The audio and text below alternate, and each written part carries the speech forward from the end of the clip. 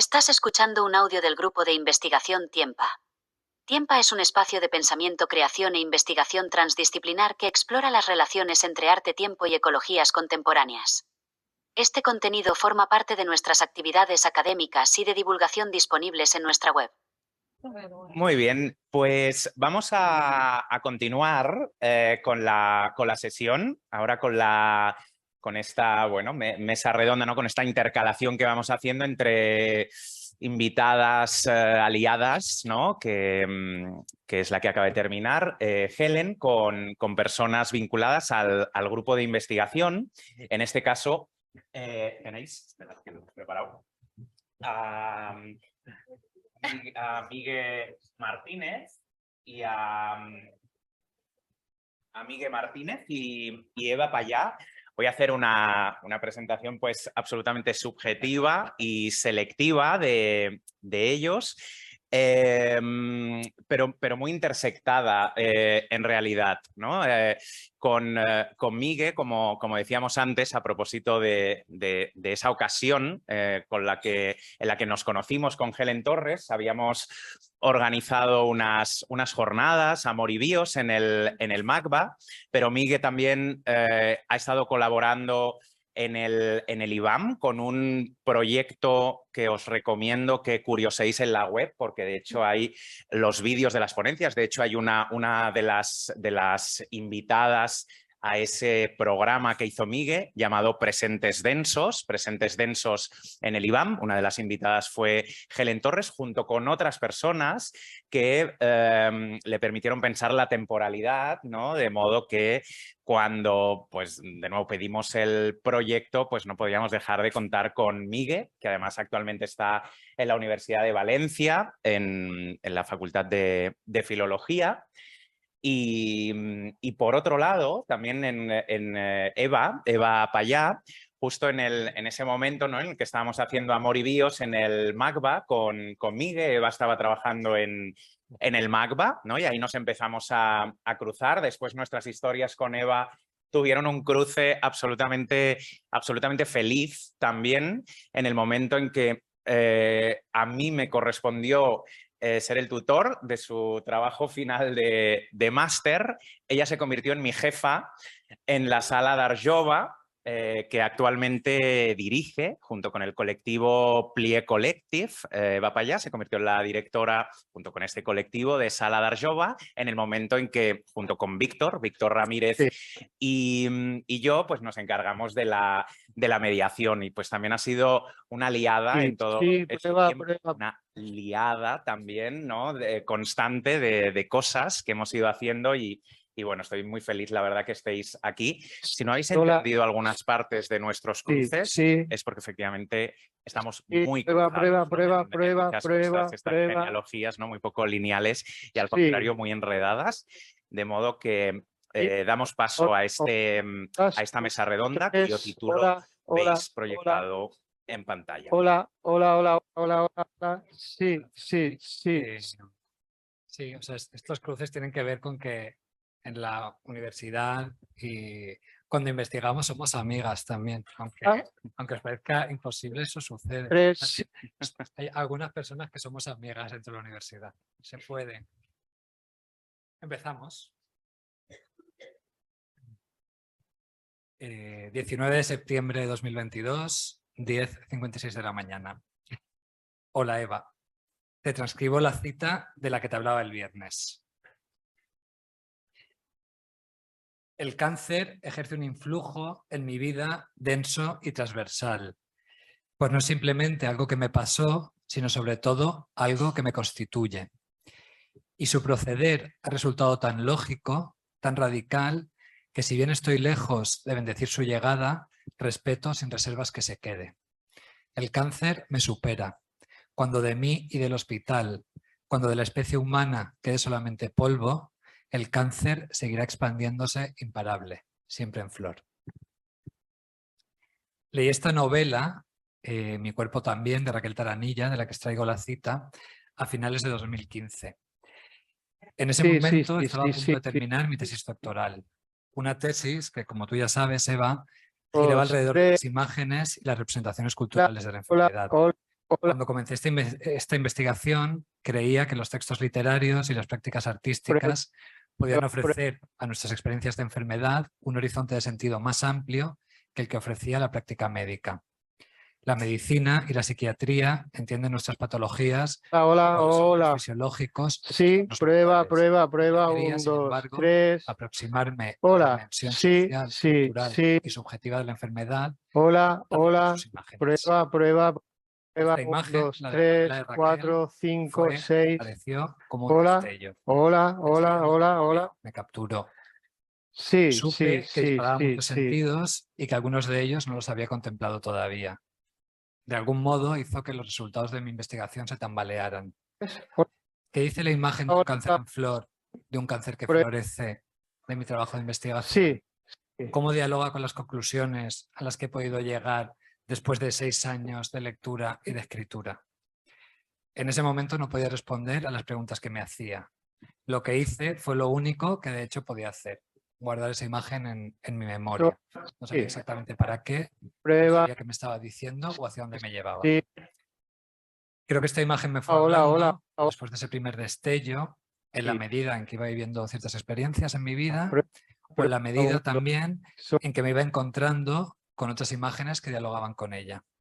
Así, poco a poco, me fui dando cuenta de que me gustaba un conjunto de producciones literarias y prácticas artísticas que se hacían eco mutuamente, que tenían una semejanza de fondo.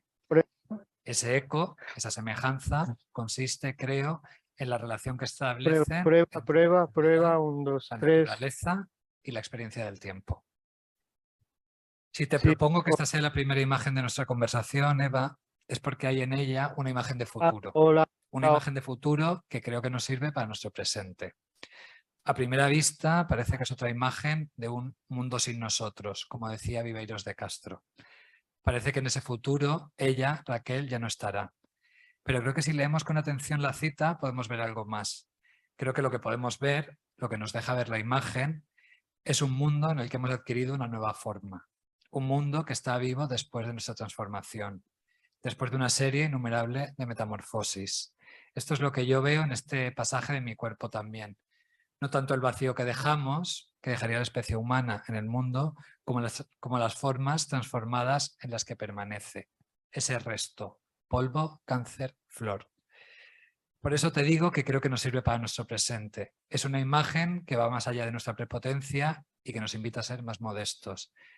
Es una imagen que nos deja ver la relación que existe entre nuestro cuerpo y las formas de vida con las que compartimos este mundo. Es una imagen, creo, que podría servirnos para aprender a morir en un tiempo de emergencia. Ya me dices qué te parece o hacia dónde te lleva a ti. Un abrazo y buen día, Miguel.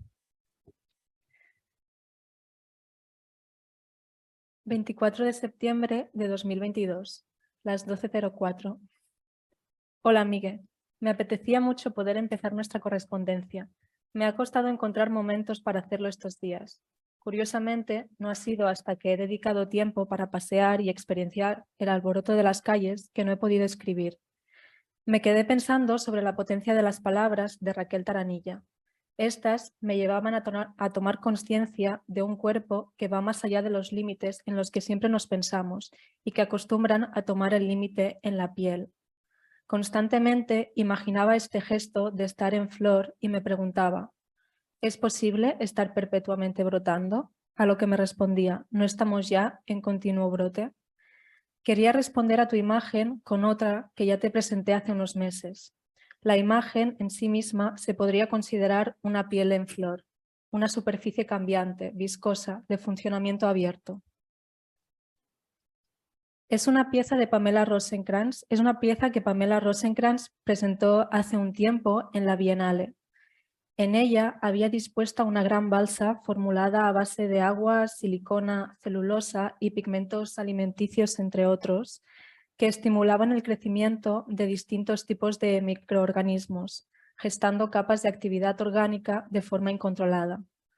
La pieza, como el texto de Raquel, me sugería una apertura a imaginarnos más allá de entidades fijas, entidades en transformación, tomando tus palabras. Una invitación a poner en duda nuestras pieles límite y pensar en otras pieles que contenemos, que nos definen y con las que estamos en contacto. A la vez, el Our Product de Pamela me ha llevado a pensar en una serie de relaciones viscosas que dejan huellas y determinan comportamientos. Una amalgama chiclosa donde la propia viscosidad nos permite pensar en un presente pegajoso, una temporalidad aglutinante. Esto me ha llevado a lanzar una pregunta a la que podemos ir volviendo estos días o dejar en pausa para futuras correspondencias. ¿Cómo se habita un presente pegajoso? Con mucha curiosidad por saber qué te sugiere a ti, te mando un abrazo, Eva. Lunes 3 de octubre, 10:48 de la mañana. Hola Eva, estaba mirando la imagen con la que continúas nuestra conversación, estaba leyendo tu correo y tenía que obligarme a prestar atención porque había aparecido ya una imagen en mi cabeza que no me dejaba leer ni pensar. Me estaba imaginando lanzándome a esa piscina. Luego dije, no, préstale atención a esa imagen, a la imagen de tu cabeza. Esta correspondencia es sobre todo una correspondencia de imágenes y entonces puedo pensar mejor en lo que dices. ¿Qué hubiera pasado si me hubiese tirado a esa piscina? Me hubiera mojado, me hubiera flotado quizás en ese líquido viscoso y hubiera entrado directamente en contacto con el agua, la silicona, la celulosa, los colorantes y también con la familia de microorganismos que han nacido en esa sopa. Algunos hubieran entrado en mi cuerpo, otros supongo que no, pero algo hubiera sucedido, aunque fuera una leve transformación que tal vez yo no advertiría. Pero me hubiera divertido tanto, supongo que es eso, algo de la alegría, de la despreocupación, lo que sentimos cuando no estamos tan atentas a proteger nuestros cuerpos como si fueran búnkeres inexpugnables. Vamos. Pero enseguida recordé otra imagen. En verdad, dos imágenes. La primera procede de un recuerdo infantil. Cerca de mi colegio, colegio público de pueblo de la Huerta Valenciana, del Horta Nord, cerca de ese colegio había un tramo abierto descubierto de una acequia. A veces lo bordeábamos, mirábamos el agua, los remolinos y la basura que la gente lanzaba dando vueltas en el sentido de la corriente. Una tarde, un chico más mayor que yo, de unos 14 o 15 años, se presentó en la puerta de la escuela completamente mojado y sucio. Su ropa, su cara, su pelo estaban completamente cubiertos por una capa de basura y restos vegetales de un color amarillento. Se había caído a la acequia y había conseguido salir. A mí me dio mucha pena y mucho asco. La segunda imagen viene de una novela alucinante que leí hace un par de años, Aniquilación, de Jeff Vandermeer. Al comienzo del texto, la narradora es enviada en una misión de exploración al Área X, una zona secreta y declarada por el gobierno como desastre ambiental desde hace décadas. Allí la narradora, una bióloga, entra en contacto con un hongo luminoso y fluorescente. Poco a poco se da cuenta de que su piel está comenzando a emitir un pequeño brillo, de que se ha convertido, dice ella, en un resplandor. Es la consecuencia de la infección que le causó el hongo. La historia es larga, pero la bióloga, en el transcurso de la trilogía, acaba fundiéndose completamente con la naturaleza salvaje del Área X. En la tercera novela de la serie, Aceptación, aparece transformada en una entidad gigantesca y no fija, como tú dices, compuesta por capas de océano, volúmenes de animales silvestres, bloques de energía invisibles y apenas el resto de una mirada humana. La segunda imagen, la de la aparición de esa entidad indeterminada, es bellísima. Sin embargo, tanto esa imagen como la del chico que se cayó a la acequia me hacen pensar en lo delicado que es pensar en poner en duda nuestras pieles límites, como tú escribes en tu mail. Desde luego que nuestro cuerpo no es una entidad cerrada y que es mucho más divertido asumir esa realidad. Pero es cierto que tampoco es una materia absolutamente abierta a todo y todo el tiempo. Creo que lo que caracteriza a nuestros cuerpos es precisamente una regulación de los vínculos entre el adentro y el afuera. Lo que lo define como permeable, sí, pero lo que nos recuerda también que tiene ciertas leyes más o menos propias. En las dos imágenes que me han venido a la cabeza y que te traigo, la entrada del afuera en el cuerpo hace posible que el cuerpo, sus ciertas leyes propias, se desestabilicen. Es similar, de hecho, a lo que sucede con el florecer de un cáncer. Lo que quiero decir es que creo que sí hay un límite en nuestras relaciones pegajosas con el otro, que tenemos que estar atentas a la forma en que regulamos esas relaciones, que supongo no todo vale. Y me quedo pensando y te lanzo una última pregunta para seguir. ¿Qué imágenes existen o tenemos en la cabeza de esa regulación? No imágenes del cuerpo cerrado, bunkerizado, inmunizado, esas hay muchas. No imágenes del cuerpo abierto en canal, expuesto a veces inocentemente a la afuera. Esas también las podemos encontrar. Imágenes, digo, de una relación rica, interesante, beneficiosa, bella, aglutinante, como tú dices, de nuestro cuerpo con aquello que nos rodea. ¿No crees que esas son las imágenes que debemos perseguir? Las imágenes quizá de un presente más habitable. Miguel. 13 de octubre de 2022, esta vez a las 12:37 de la noche. Hola, Miguel, qué gusto leerte. Creo que ambas imágenes dibujan una existencia pegajosa y por alguna Hola, razón me sí. intriga el olor que desprendía sí. aquel Hola, adolescente que cayó en la tres. acequia.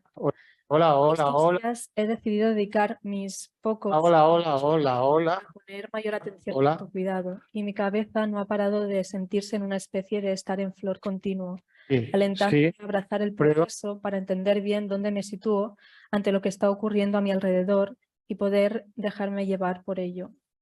Es curioso que cuando pienso en Hola, ese ser en tres. flor, cuando traslado Prueba. este estadio a una imagen Sí. mental, Hola, siempre se me dibuja un polvo que se expande horizontalmente, Sí, que se probando, dilata 1, y 2, se 3. propaga, Sí, contrariamente al sí, florecer que va en ascenso, en diálogo con el suelo. sí.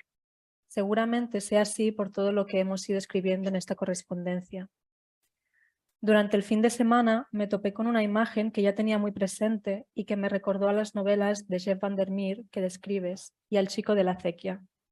Son una serie de esculturas de una artista vasca que debe tener mi edad, Irati Inoriza. En sus últimas piezas, Irati explora lo fluyente, imaginando mundos y escenarios que en algún momento han sido dados, pero de los que desconocemos su porqué y su finalidad. Lo que me interesa de ella es su acercamiento al gesto, un gesto sutil, como un respiro. En este caso, en sus esculturas se pueden reconocer figuras que recuerdan a alguna cosa de procedencia orgánica.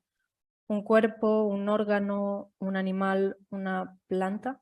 Hola, Están cubiertas de brillantes escamas lacadas, de colores diversos, aunque lo que vemos no son para nada peces, sino que se convierten en otra cosa, en una fusión de formas y devenires a los que todavía no podemos poner nombre. Son fusiones de pieles, de pelos, de saliva, de flujos y de escamas, muchas escamas. Al leerte de nuevo, me he puesto a pensar en la figura de la bióloga, imaginándola reconvertida en estas esculturas de Irati. En todo caso, esta no es la única imagen que te quería traer. De hecho, no sé si tengo imagen. Me he estado animando a pensar en algo que pudiese resumir esta desestabilización de las leyes propias del cuerpo que comentas, ese repensar el adentro y el afuera, pero me he quedado atascada. Seguramente porque no hay una respuesta específica, seguramente porque ya estamos proponiendo respuestas con estos intercambios. Hola.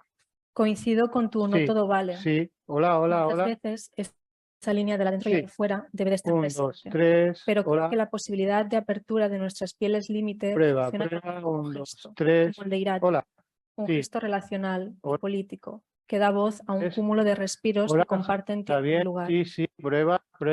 Tomando las preguntas y pensando en voz alta las posibilidades para interferir nuestro Cuando, 1, cuerpo 2, 3. como búnker, me ha venido a la mente la experiencia. Hola. Repensar las maneras de vincularnos Prueba. implica también desjerarquizar la mirada humana, a lo que me pregunto. ¿Podemos generar conocimiento desde el oído? Hola. Sería un poner en práctica la escucha, una escucha atenta que trate de difuminar ese adentro afuera del que hablamos. De alguna manera, siento que el oído despersonifica y ayuda a hacer partícipe de una forma no jerárquica la relación con todo aquello que siempre queda en el segundo plano, el entorno. Hace tiempo me di cuenta que cuando me paro a escuchar, de repente todo se diluye. Por ejemplo, aquí una imagen de esta mañana. Varias palomas picoteando por los hierbajos, la rueda de una bici pasando sobre un charco, un perro que olfatea, las nubes en movimiento, unos alemanes perdidos, un pajarillo que, por cómo canta, parece un loro. Todo tiene la misma relevancia cuando escucho atentamente. Todo se sitúa en el mismo plano de interacción.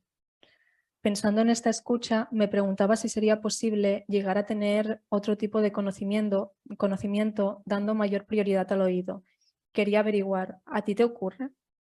¿Has puesto en práctica el oído atento? Te invito a hacerlo y experimentar qué ocurre en un lapso de tiempo cualquiera, en el lugar que quieras.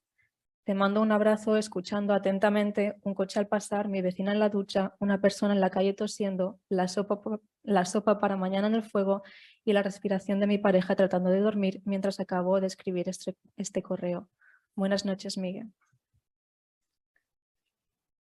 15 de octubre, 6:23 de la tarde. Eva, te contesto simplemente con una imagen sonora. Es del 11 de mayo de 2021, a las afueras de Aín, en la Sierra de Espadán, en el interior de la provincia de Castellón. Mi amigo Alex y yo no teníamos ganas de ponernos a montar la tienda de campaña. Entonces saqué mi teléfono y grabé esto. Esto debería sonar. ¿No le puedes dar al play o algo así?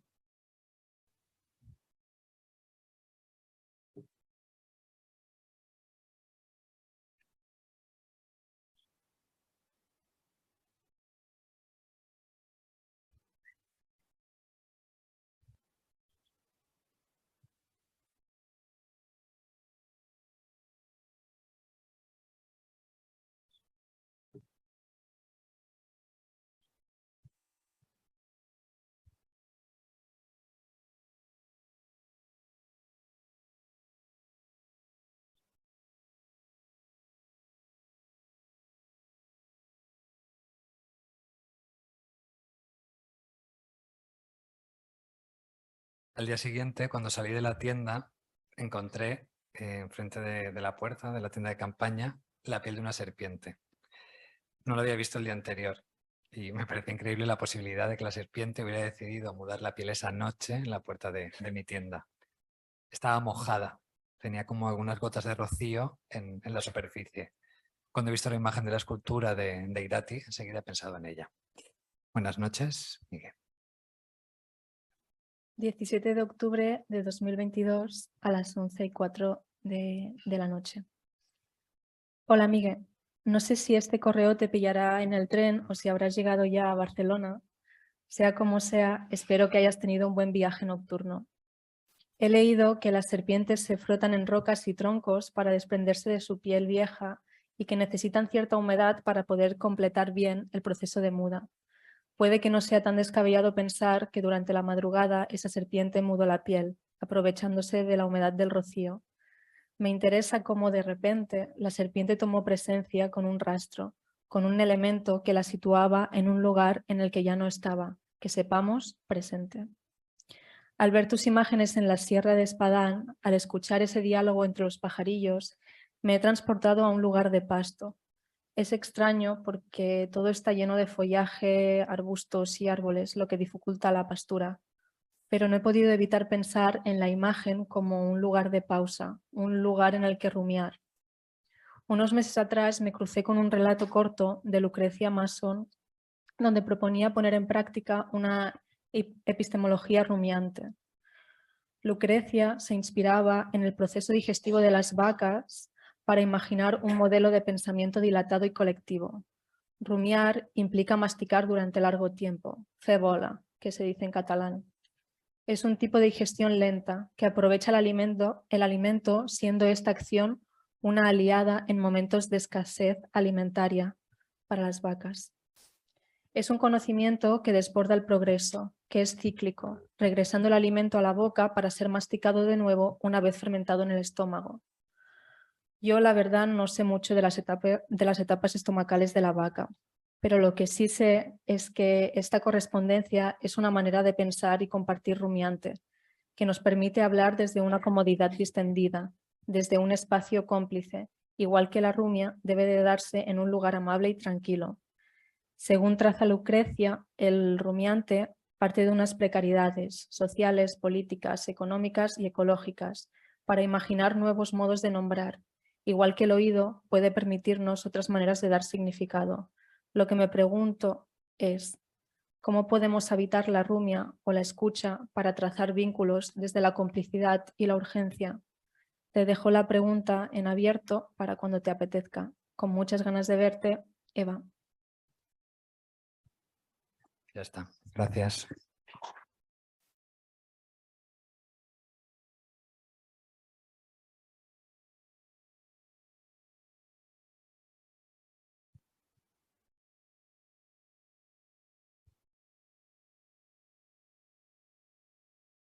Muy bien, pues tenemos tiempo para que compartáis preguntas, sensaciones, aportéis cosas. Seguro que os han pasado cosas en este tiempo y es el momento de compartirlas. Si queréis, claro.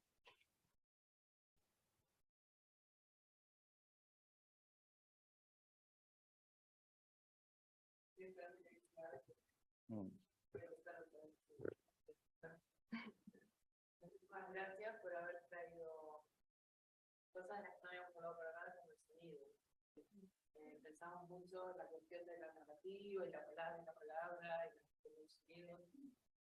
Me parece como muy importante por muchos motivos, entre otras cosas los sonidos es algo que no podemos leer o no leer, podemos sentir o no podemos no escuchar.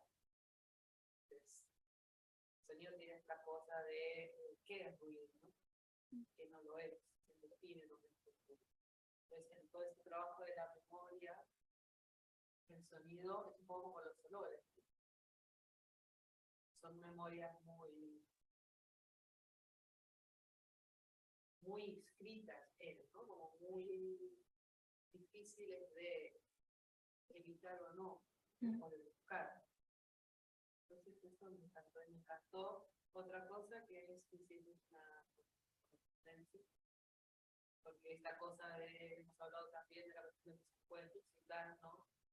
Cómo utilizar el espacio de la ausencia o de la no presencia, utilizar una estrategia como la correspondencia, que es un género bastante abandonado, ¿no? El mensajero no es lo mismo que la correspondencia, donde yo me siento a escribirle a alguien que ahí traigo un voz, es una invocación de alguna manera. Eso me gustó mucho también.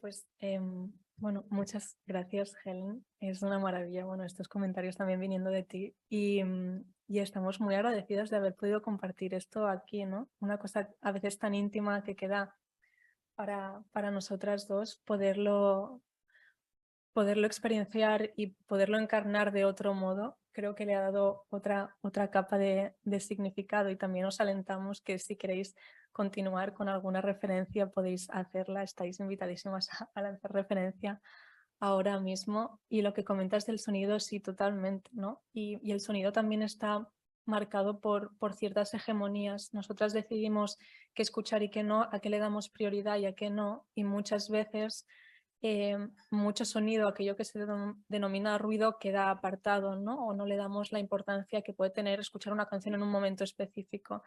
Y ahí es como cuando entra la transversalidad con todo lo que te rodea y cuando tú creas también otras historias, ¿no? Como comentabas antes, desde el vacío, que es el vacío de no parar atención o no parar escucha a lo que tienes.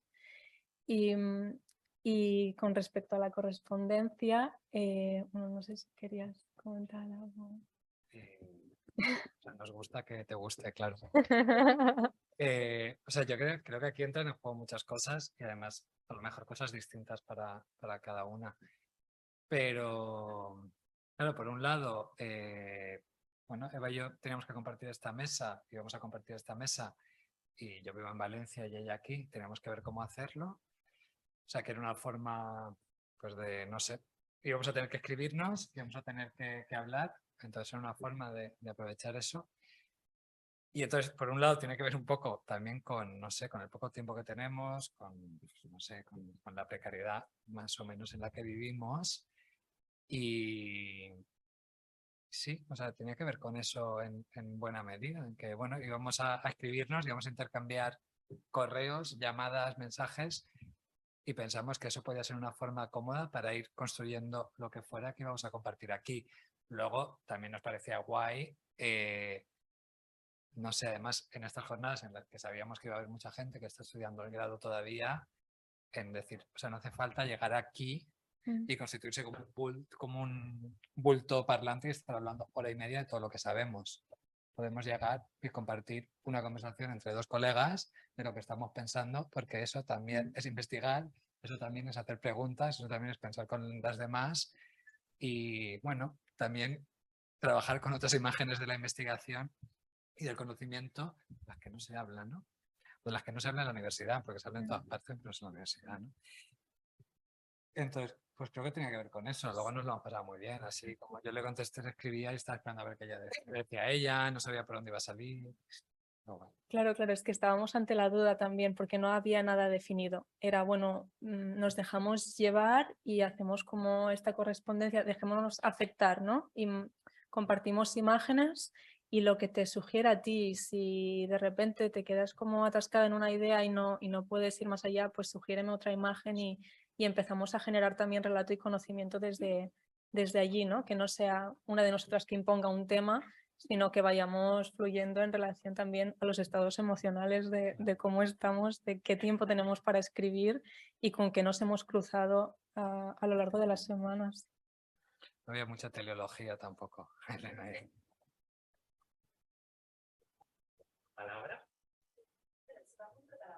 Sí.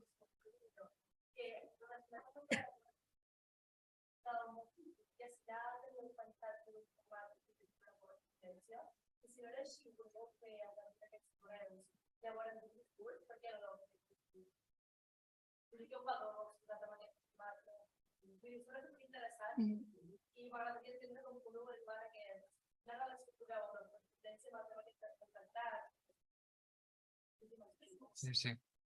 Es que el otro día encontré los apuntes de la primera reunión que tuvimos y yo no me acordaba que dijimos que íbamos a lo mejor leer los correos. No. O sea, pero sí que estaba apuntado, de hecho. O sea, lo apunté de possibilitat de leer los correos. Realment volíem fer un... No volíem donar-li una bola que no era i ens semblava que llegir el propi correu en si ja... O sigui, era la forma més real d'aproximar-te al que havíem tingut, no? Sí, no fue nada muy meditado, ¿eh? O sea, tenía que ver también con estas condiciones materiales.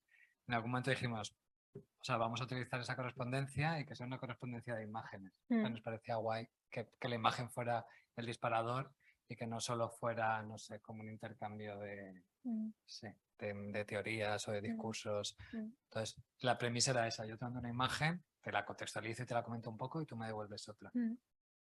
Y sí, fue así. O sea, que también pensamos en contaros esto antes y esta mañana decimos, o sea, no hace falta aún empezar y luego vemos qué pasa. Sí, así un poco así. No es nada, no está nada muy meditado ni muy... No. Ha sido más como ha llevado la metodología de trabajo, porque creo que el discurso ya está, ¿no? De alguna manera y va en relación a las imágenes. Si hubiésemos añadido más capa de discurso, lo que comentaba antes, hubiese salido, entonces la metodología hubiese cambiado o no sé, hubiese perdido el peso de esta correspondencia, que a veces es un ejercicio muy pausado, o sea, se ha hecho desde el propio reposo y la meditación y hemos tardado días en respondernos también. Y claro, preparar de repente una conferencia así más al uso, de modo rápido, creo que no tenía sentido en relación a lo que estábamos haciendo. También es verdad que pensábamos que antes venía Helen y iba a hablar del arte de la continuidad. Bueno, esto es no sé, es como poner un poco en práctica eso. De hecho, Eva hizo algo muy guay que yo no había pensado. Sabíamos que ella iba a escribir el último correo Y el lance un poco el marrón es yo lo he abierto, tú lo cierras y ha sido muy guay porque no ha cerrado nada. Entonces, como bueno, es que es más coherente, si es que está abierto, o sea, podríamos Sí. seguir de otras formas. Yo es que quiero seguir. Bueno, si tú Claro, quieres. sí, sí, claro, claro. No con la prisa de tener un deadline, pero...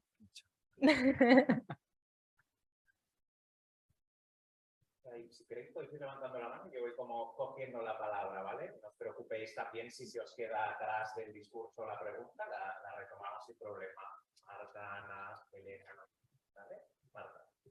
Bueno, nada, un poco al hilo de esta cuestión del formato, yo estoy en esta agencia y me parece que, por lo menos las que he podido asistir, es realmente de las intervenciones que más tienen que ver con el tiempo, ¿no? Aunque sea incluso en el propio tiempo de producción, ¿no? Y en muchos sentidos, ¿no? En esa idea de la coherencia entre forma y fondo, me parece que es casi rescatar una práctica, ¿no? Esa correspondencia epistolar que parece casi medio anacrónica, ¿no? En un contexto en el que vivimos en la inmediatez y en el que los correos te quedan sin leer y les pones la estrellita, ¿no? De luego que me acuerde, ¿no? Que lo tengo en favorito.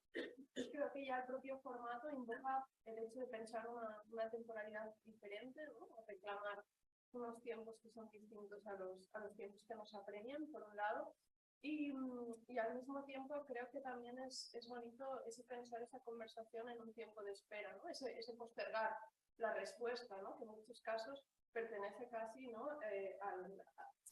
Al tiempo del afecto, ¿no? Al esperar si tengo una respuesta, si no he tenido una respuesta, ¿no? Que también son unas temporalidades distintas